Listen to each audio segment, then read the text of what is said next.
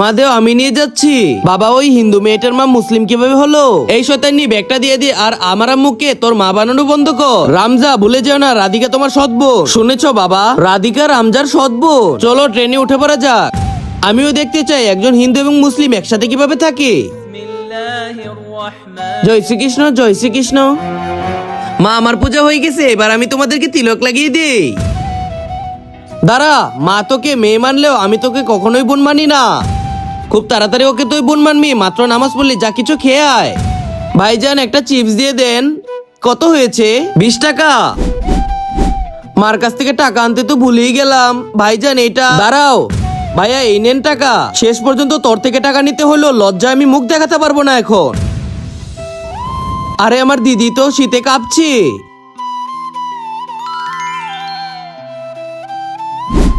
হ্যাঁ, তোকে আমি শেষবারের মতো বলছি, পাথরও গলে যেতে পারে, কিন্তু আমি একজন হিন্দুকে বোন হিসেবে মেনে নিব না। আন্টি আমাকে এখানে কেন ডেকেছে? আমি তোকে যেমন যেমন বলবো তেমন তেমনই করবে।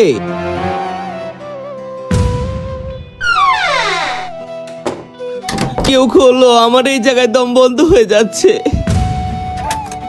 দিদি, তুমি ভয় পেও না, তোমার এই ছোট বোন আছে তো। বন্ধুরা, আমার এই আল্লাহর ঘরটিকে ভালোবাসতে লাইক সাবস্ক্রাইব করে দিও।